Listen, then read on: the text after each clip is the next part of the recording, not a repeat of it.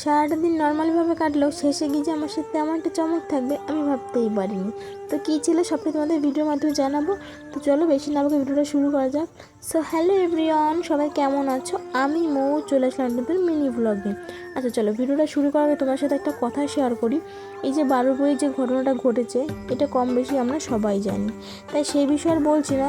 আমি ঠিক জানি না যে সরকার বা পুলিশ তার সঠিক কী শাস্তি দেবে। তো তার উদ্দেশ্যে আমার সব বোন বা দিদিদের বলবো, তোমরা প্লিজ কাউকে বিশ্বাস করো না, এবং বাড়ির বাইরে যাওয়ার আগে অবশ্যই বাবা মা দাদু দিদা এদের সাথেই বেরিও, কারণ আমাদের ঠিক আশেপাশে খুবই কুৎসিত বা রাক্ষস লোকেরা থাকে, তোমাদের দিকে কুনজর ফেলে। আর ওই হিংস্র রাক্ষসের কবলে কিন্তু পরে আমাদের মতো গরিব মেয়েরাই। মানুষ কতটা হিংস্র হলে একটা নিষ্পাপ শিশুকে হত্যা করতে দুবারও ভাবে না, তোমরা ভাবতে পারছো? আমি শুধু চাই সেই মেয়েটার বাড়ির লোকেরা যেন সঠিক বিচার পায়, এবং সেই সব পশুদের কঠিন থেকে কঠিনতম শাস্তি হোক। যেই মা হারিয়েছে সেই মা জানে কোল খালি হওয়া জ্বালাটা কি। আমরা তো আর কি আজ ভিডিও করব, কাল রাস্তায় দাঁড়িয়ে বিচার চাই করবো, পরশু দিন ভুলে যাব। কিন্তু যেই মা সন্তান হারিয়েছে সে কি কখনো পারবে ভুলতে সন্তানকে? তাই সরকারের কাছে আমার একটাই আবেদন, যে হারিয়েছে এবং যার পরিবার হারিয়েছে তারা যেন সঠিক বিচার পায়। আর তোমরা কে কে আমার মতো একমত অবশ্যই আমাকে কমেন্টে জানাবে। তো চলো অনেক কিছু বলে ফেললাম, এবার ভিডিওতে আসা যাক। তো ঘুম থেকে উঠছি তখন বাজে 6:30। তো এখন বিছানাটা দেখো কমপ্লিট করে গুছিয়ে নিয়েছি, একটু ঝাড় দিয়ে নিলাম। তো আমি তো রোজই এই জিনিসটা করি, আর তোমরা কে কে করো অবশ্যই আমাকে কমেন্টে জানিও। প্রতিদিনের এই তারিখটা কিন্তু এইভাবে মার্ক করে রাখি, অনেকে অনেক রকমভাবে করে, কিন্তু আমার রুলস সবসময় একটু আলাদা। তো তার জন্য আমি এরকম করি, এর একটা পিছনে কারণ আছে, তোমাদের সবটাই পরে জানাবো। তো যাই হোক, ঘর থেকে বেরিয়ে দেখি আজকে বাইরে একটু একটু বৃষ্টি পড়ছে। তো তার জন্য বাইরে এসে দেখছিলাম যে কতটা কি বৃষ্টি পড়ছে, তো দেখলাম যে না নর্মালি। তো তারপরে চলে আসলাম আবারও ঘরে, যেহেতু ঘরের কাজটা কমপ্লিট হয়নি। তো ঘরগুলো সব ঝাড় দিয়ে নিলাম। তো ঝাড় দেওয়া হয়ে গেছে, এবার যাবো বাইরে। তো ব্রাশ করে নিলাম, এবং প্রতিদিন আমি ব্রাশ করতে করতে সিঁড়িতে যাই, তো এটা আমার খুব ভালো লাগে। সকালে আজকে আবহাওয়াটা একদমই মানে নরম, কি বলবো, খুবই ভালো লাগে, শান্ত। আর আজ তো সূর্য দেখতেই পাইনি, কারণ আজকে ওয়েদারটা খুবই মেঘলা মেঘলা। আচ্ছা, গ্রামে থাকার একটা আনন্দের বিষয় কি জানো তো, কি বাড়ির থেকে দেখো সবুজ সবুজ জমি দেখা যায়।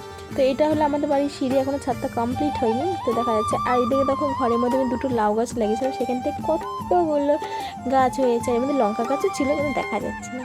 তো যাই হোক, ফ্রেশ হয়ে চলে আসলাম ঘরে। তো দুদিন ধরে জামা কাপড়গুলো শুকিয়েছে, কারণ রোদ ছিল না তার জন্য। তো তারপরে ভাঁজ করে রেখে দিলাম, তো এখন তুলে রাখবো। তো তার জন্য ভাঁজ করে নিয়েছি। তো অনেক বেলা হয়ে গেছে, এখন যাবো স্নান করতে, তখন বাজে সামথিং 8:30 মতোই।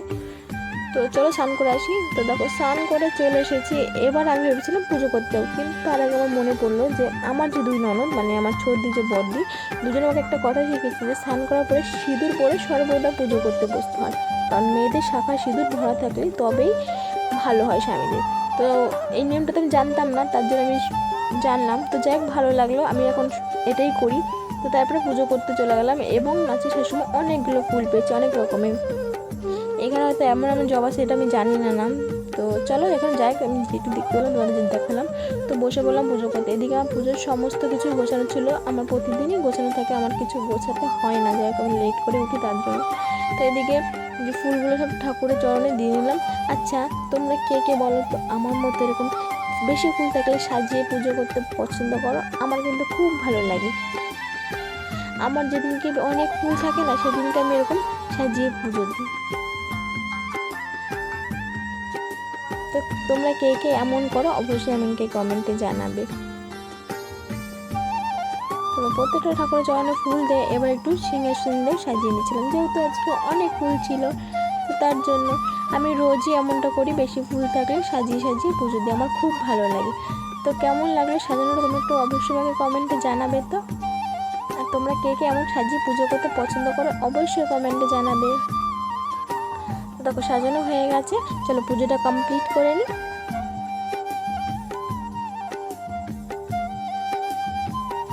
তো পুজো কমপ্লিট করে আমার একটা স্টুডেন্টের ঠাম্মি এসে আমাকে টাকাটা দিয়ে গেল, এটা টিউশনের টাকা। তো যখন সারা মাস পড়ানোর পর শেষে যখন মাইনেটা পাই খুব ভালো লাগে। তো এই যে কোল বালিশটা দেখছো না, এটার ওয়ারটা ছিঁড়ে গেছে, তো ভাবলাম একটু বানাবো। তো আমার শাশুড়িমা উনি বললো যে এটা দিয়ে বানাতে, তো আমি তো কখনো বানাইনি, তো ট্রাই করবো দেখি হয় কি না। যদি হয় তোমাদের নেক্সট ভিডিওতে আমি অবশ্যই দেখাবো। তো যাই হোক, যে কেটে ফেলেছি এই জিনিসটা, কিন্তু আমি বুঝতে পারছি না আমি কীভাবে সাজাবো এটাকে। সবভাবে দিয়ে দেখছি, মানে আমি কিছুই বুঝতে পারছি না। এদিকে শাশুড়ি বাড়িতে ছিল না, তো যাই হোক সুই সুতোর বাক্স নিয়ে বসে পড়েছি এবং সুতো সিলেক্ট করতে বসেছি যে কোন সুতোটা দিতে। তো ফাইনালি এত 4-5টা বাচ্চার পরে আমি এটাকে সিলেক্ট করেছি এবং শ্বশুরমশাই ছিল পাশে, তার কাছে জিজ্ঞাসা করছিলাম যে একটু বলে দিতে কেমন করে সেলাই করবো। শাশুড়িমা তো নেই, তার জন্য শ্বশুরের কাছে জিজ্ঞাসা করছিলাম, তো আমাকে বললো, মানে কী বলবো, আমি এইটা কোনোদিনও করিনি তো জানি না। তো তারপর সকালবেলা শাশুড়িমা বললো যে ভাত খেয়ে নিতে, তো রান্না হচ্ছিলো ডাল সিদ্ধ, আলু সিদ্ধ, আর একটা আমি লঙ্কা ভাজাও নিয়েছি। তখন বাজে প্রায় 11টা। আমাদের সকালে খাওয়া দাওয়া করতে একটু লেটই হয়ে যায়। তো খাওয়া দাওয়া কমপ্লিট করে, আচ্ছা আমি কিন্তু খাওয়ার সময় প্রতিদিন আমার ফোন লাগে। আর তোমরা কে কে বাংলাদেশের কার্টুনগুলো দেখো অবশ্যই জানিও, তো কার্টুনের ভিডিও আর কি। তো যাই হোক খাওয়া দাওয়া কমপ্লিট করে এদিকে দুপুরে রান্না হবে, তার জন্য আমি কাটাকুটি করে নিচ্ছি। আজকে দুপুর রান্নাটা আমিই করবো ভাবছি। তো প্রথমে আমি মাছগুলো ভেজে নেব। তো কী কী রান্না হবে, এদিকে হবে মাছের ঝোল, আর আছে ভোলা মাছের ঝাল হবে, আর একটা ভাজা হবে। তো চলো আমি রান্নাটা কমপ্লিট করে নিই, তারপরে তোমাদের সাথে পরে শেয়ার করব। এখন রান্নায় কনসেন্ট্রেট করি। তো দেখো আজকে কিন্তু তোমাদের প্রথমেই বলেছি যে আজকে ওয়েদারটা একদমই ভালো না, তবে গরমটা কম ছিল। তো রান্নাবান্না শেষ করে আবার বসে পড়লো জিনিসটা সেলাই করতে। আমার আবার পড়ানো আছে, তো দেখো সেলাই করতে করতে হাতেও চুচ ফুটে গেছে, না জানে যেটা হয় আর কি। তো এদিকে মিষ্টি আনা হয়েছিলো আগের দিন, সেটা খাওয়া হয়নি, সেটা নিয়ে বসে পড়লাম। আর এই মিষ্টিটা আমি প্রথমবার খাচ্ছি। আমি কোনো মিষ্টি খাই না, কিন্তু কালো মিষ্টি আমি সবসময় খাই। কালো মিষ্টি বলো, ছানা জিলাপি বলো, খুব ভালোবাসি। তো ওটা খুব মজা করে খেলাম। তো তারপর চলে আসলো পড়তে, তো ওদের এখন পড়িয়ে নেব। আর দেখো ওর হাতে লেখা, এটা ইংলিশে, খুব সুন্দরই লেখে। ওর হাতে লেখা সবসময় জন্য পরিষ্কারই, খুব ভালো লাগে, ছোট্ট মানুষ কিন্তু। তো তারপরে একটা স্টুডেন্ট আমাকে চকলেট দিল, যেহেতু ওর দাদা বাইরে থাকে তার জন্য পাঠিয়েছে, আর ও আমাকে দিয়েছে। ও যে কোনো জিনিস আমাকে দেয়, ওর খুব ভালো লাগে নাকি। তারপর পড়ানো শেষ করে ছোটোটাকে বাড়ি দিয়ে আসার পথে দেখছি যে আকাশটা এখনও কেমন মেঘলা মেঘলা।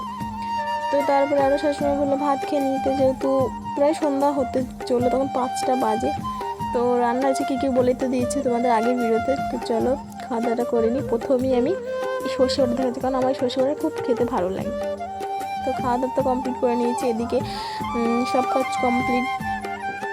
তো বললাম যে চমকটা হলো বিকালের দিকে ওরা এসেছিলো।